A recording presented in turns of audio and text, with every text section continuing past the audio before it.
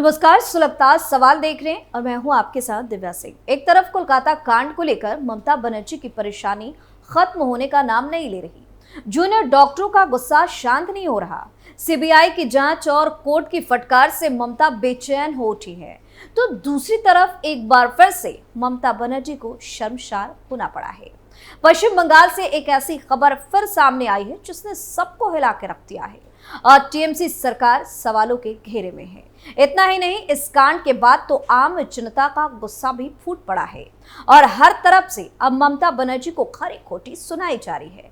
कहा जा रहा है कि अब ममता बनर्जी सीएम की कुर्सी पर दोबारा शायद ही बैठ पाए, क्योंकि अगर जनता चाहे तो किसी को भी उसकी औकात बता सकती है। चारों तरफ से घिरी ममता बनर्जी पर तमाम तरह के सवाल सुलग रहे हैं। क्यों ममता बनर्जी हुई फिर से शर्मसार? कोलकाता कांड ने कैसे बढ़ाई टीएमसी की टेंशन? क्या सीबीआई की जांच से खुलेगा कोई बड़ा राज? क्या खतरे में है ममता बनर्जी की कुर्सी? इन सवालों ने सियासी पारा हाई कर दिया है और ममता बनर्जी की मुश्किलों को भी बढ़ा दिया है। एक एक कर ममता बनर्जी बुरी तरह से फंसती जा रही हैं। अगस्त 2024 में कोलकाता के आर्जिकर अस्पताल में हुए केस के बाद उठा विवाद थमा नहीं कि एक डॉक्टर ने दुष्कर्म कांड कर दिया, जिससे ममता बनर्जी को एक बार फिर शर्मसार होना पड़ा है।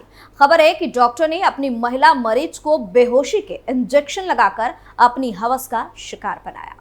उसने पीड़िता की अश्लील तस्वीरें भी खींची और उन तस्वीरों का इस्तेमाल करके वो पीड़िता को ब्लैकमेल भी करता रहा। उसने तस्वीरें वायरल करने की धमकी देकर पीड़िता से 4 लाख रुपए भी मांगे। पश्चिम बंगाल के नॉर्थ 24 परगना जिले के हसनाबाद इलाके का है ये मामला। डॉक्टर नूर आलम सरदार आरोपी का नाम है, जिसका एक प्राइवेट क्लिनिक भी है। इसी क्लिनिक में उसने महिला को अपनी हवस का शिकार बनाया। पुलिस ने पीड़िता की शिकायत पर दुष्कर्म और ब्लैकमेलिंग का केस दर्ज कर लिया है। पुलिस ने आरोपी डॉक्टर को गिरफ्तार करके कोर्ट में पेश किया, जहां से उसे जेल भेज दिया गया। पीड़िता का आरोप है कि डॉक्टर ने एक नहीं कई बार उसके साथ दुष्कर्म किया। कैसे जबरन इंजेक्शन लगाकर उठाया फायदा? पुलिस को दी शिकायत में पीड़िता ने बताया कि वो नॉर्थ 24 परगना के हसनाबाद इलाके में रहती है। उसका पति विदेश में नौकरी करता है और वो वहीं पर रहता है। उसने अपने पति को ही डॉक्टरों की हरकतों के बारे में बताया और उसने ही भारत आकर पुलिस केस कराया। पीड़िता ने बताया कि उसकी तबीयत ठीक नहीं रहती थी। वो डॉक्टर नूर के पास आई तो उसने इंजेक्शन लगाने की बात कही। वो इंजेक्शन लगवाना नहीं चाहती थी, लेकिन डॉक्टरों ने जल्दी रिकवरी होने का हवाला देकर उसको किसी तरीके से इंजेक्शन लगा दिया। इसके बाद उसे कुछ याद नहीं। जब उसे होश आया तो वो क्लिनिक में ही बेड पर लेटी थी और उसके कपड़े आधे अधूरे बदन पर थे। उसे लगा कि कुछ गलत हुआ है। इसके बाद डॉक्टरों ने उसकी अश्लील तस्वीरें दिखाई और पैसे मांगे। तस्वीरें वायरल करने की धमकी देकर उसे कई बार दुष्कर्म किया गया। वहीं मीडिया रिपोर्ट के अनुसार पीड़िता के पति ने बताया कि उसे घटना का पता तब चला जब पड़ोसियों ने बताया कि उसकी पत्नी ने सुसाइड करने की कोशिश की है। इस बारे में पता चलते ही वो भारत आया और पत्नी से उसकी परेशानी की वजह पूछी।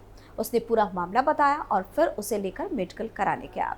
मेडिकल रिपोर्ट लेकर उसने पुलिस को लिखित शिकायत दी। बता दें कि एनसीआरबी के रिपोर्ट के अनुसार पश्चिम बंगाल महिला के खिलाफ अपराधों के मामले में 34,738 केसों के साथ चौथे नंबर पर है। 65,743 मामलों के साथ उत्तर प्रदेश पहले, 45,331 केसों के साथ महाराष्ट्र दूसरे और राजस्थान 45,058 केसों के साथ तीसरे नंबर पर बना हुआ है। जूनियर डॉक्टरों ने क्या बनाई नई रणनीति? कोलकाता के आर्जिकर मेडिकल कॉलेज और अस्पताल में हुए केस में इंसाफ की मांग को लेकर आंदोलन कर रहे डॉक्टरों ने नई रणनीति बनाई है। आमरण अनशन वापस लेने के बाद एक सामूहिक सम्मेलन का आयोजन भी किया। ममता सरकार से उसकी मांगों को पूरा करवाने के लिए अपने अगले कदम की रणनीति बनाई। आर्जिकर मेडिकल कॉलेज और अस्पताल में आयोजित 4 घंटे लंबे सामूहिक सम्मेलन में विभिन्न सरकारी चिकित्सा प्रतिष्ठानों के डॉक्टरों के अलावा नागरिक प्रतिनिधियों ने भी भाग लिया। यहाँ सरकारी अस्पताल में धमकी संस्कृति पर चर्चा के साथ राज्य सरकार पर उनकी मांगों को पूरा करने के लिए दबाव डालने के लिए उठाए जाने वाले कदमों पर भी चर्चा की गई। वहीं आंदोलनकारी डॉक्टरों में से एक अनिकेत महतो ने कहा कि हमने अपनी उस बहन के लिए न्याय मांगने के लिए सामूहिक सम्मेलन बुलाया, जिसकी 9 अगस्त को आर्जिकर अस्पताल में दुष्कर्म और हत्या कर दी गई।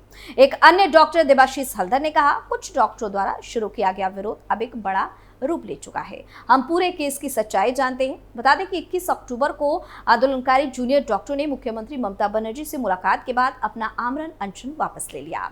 उन्होंने उनकी मांगों पर विचार करने का आश्वासन दिया था। शनिवार को जूनियर डॉक्टरों ने यह भी आरोप लगाया कि आरजीकर अस्पताल में ऑन ड्यूटी डॉक्टरों के साथ दुष्कर्म और हत्या के पीछे की सच्चाई को दबाने की कोशिश की गई। वही डॉक्टर किंजल नंदा ने कहा कि हम जानना चाहते थे कि सच्चाई क्या है और इसलिए हमने मजिस्ट्रेट जांच की मांग की थी। सच्चाई को दबाने की कोशिश की गई। हम न केवल न्याय चाहते हैं बल्कि हम सिस्टम को भी साफ करना चाहते हैं। इस जघन्य कांड के बाद जूनियर डॉक्टरों ने हड़ताल कर दिया था। सीबीआई ने मामले में क्या किया? पिछले सप्ताह आंदोलनकारी डॉक्टर मुख्यमंत्री ममता बनर्जी से मिलने राज्य सचिवालय पहुंचे थे। ये मुलाकात इस जघन्य कांड के बाद चल रहे गतिरोध को दूर करने के प्रयास के तहत की गई। इस दौरान डॉक्टरों ने पीड़िता के लिए इंसाफ, स्वास्थ्य सचिव एनएस निगम को हटाने और स्वास्थ्य कर्मियों की सुरक्षा बढ़ाने सहित अन्य मांगे उनके सामने रखी। इस पर मुख्यमंत्री ने आश्वासन भी दिया कि ठीक है, किया जाएगा। बता दें कि इस केस की जांच कर रही सीबीआई ने चार्जशीट फाइनल कर दी है, जिसमें कहा गया है कि सिविक वॉलंटियर संजय रॉय ने ही इस वारदात को अंजाम दिया है। पीड़िता की डेड बॉडी से लिए गए सीमेंट के सैंपल को जांच के लिए सेंट्रल फॉरेंसिक साइंस लेबोरेटरी भेजा गया था। इसमें पता चला कि सीमेंट संजय रॉय का ही है, जो कि इस वक्त सीबीआई की गिरफ्त में है। उसे पहले पुलिस ने गिरफ्तार किया था। सीबीआई ने दावा किया कि CFSL रिपोर्ट से पुष्टि हो गई है कि सीमेंट संजय रॉय का है।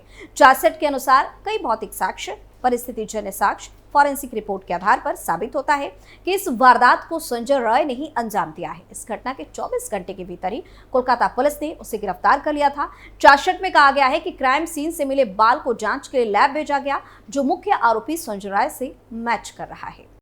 क्यों संदीप घोष ने FT तोड़ने के लिए दायर की याचिका? वही कोलकाता के आरजीकर मेडिकल कॉलेज और अस्पताल में हुई दरिंदगी के मामले में अभी तक कोई भी फैसला नहीं आ सका है, जबकि इस वारदात को हुए 2 महीने से ज्यादा का वक्त भी हो चुका है। इस वारदात में फिलहाल 2 मुख्य आरोपी हैं। एक संजय रॉय, जिस पर वारदात को अंजाम देने का आरोप है। वहीं मेडिकल कॉलेज के पूर्व प्रिंसिपल संदीप घोष भी मामले में आरोपी है। फिलहाल संदीप घोष फिर से चर्चा में है, क्योंकि कलकत्ता हाईकोर्ट ने सीबीआई को निर्देश दिया है कि वो आरजीकर मेडिकल कॉलेज और अस्पताल के पूर्व प्राचार्य संदीप घोष की बैंक में जमा फिक्स्ड डिपॉजिट को खत्म करने की याचिका के संबंध में रिपोर्ट दाखिल करे। मामले में न्यायमूर्ति शिवेंदु सामंत ने संदीप घोष को निर्देश दिया कि वो अपनी याचिका में सीबीआई को प्रतिवादी बनाए, जिसमें भारतीय स्टेट बैंक को उनके परिवार की वित्तीय आवश्यकताओं को पूरा करने के लिए उनके फिक्स्ड डिपॉजिट को कम करने का निर्देश देने की मांग की गई। बता दें कि संदीप घोष को सीबीआई ने सरकारी आरजीकर अस्पताल में कथित वित्तीय अनियमितताओं की जांच के सिलसिले में 2 सितंबर को गिरफ्तार किया था और बाद में ड्यूटी पर मौजूद जूनियर डॉक्टर के मामले में सबूतों से छेड़छाड़ करने के आरोप में भी गिरफ्तार किया गया। संदीप घोष की पत्नी ने क्यों किया बैंक से संपर्क? वहीं संदीप घोष के वकील ने अदालत के समक्ष दावा किया कि हिरासत के दौरान उसकी पत्नी ने परिवार की वित्तीय आवश्यकताओं को पूरा करने के लिए उनके फिक्स्ड डिपॉजिट को खत्म करने के लिए बैंक से संपर्क किया था। उन्होंने दावा किया कि उस वक्त फिक्स्ड डिपॉजिट के मूल दस्तावेज याचिकाकर्ता के कब्जे में है और सीबीआई ने इन्हें जब्त नहीं किया है। मामले में बैंक के वकील ने कहा कि क्योंकि संदीप घोष के खिलाफ सीबीआई जांच चल रही है, इसलिए फिक्स डिपॉजिट को भुनाना संभव नहीं है। ये देखते हुए कि मामले में सीबीआई को पक्ष नहीं बनाया गया है, न्यायमूर्ति सामंत ने याचिकाकर्ता को निर्देश दिया कि वह उच्च न्यायालय के पिछले आदेशों पर दोनों मामलों की जांच कर रही केंद्रीय एजेंसी को अपनी याचिका में प्रतिवादी बनाए। तो एक बार फिर कोलकाता कांड को लेकर टीएमसी की मुश्किलें बढ़ी हुई हैं, तो दूसरी तरफ इस घिनौनी वारदात के बाद जनता का गुस्सा भी फिर से फूट पड़ा है। आम जनता में इतना आक्रोश दिख रहा है कि अगर ममता बनर्जी इनके सामने आ जाए तो ये कुछ भी कर सकते हैं। खैर, देखने वाली बात होगी कि इस मामले में आगे क्या होता है। सुलगता सवाल में फिलहाल के लिए इतना ही। देखते रहिए कैपिटल टीवी। नमस्कार।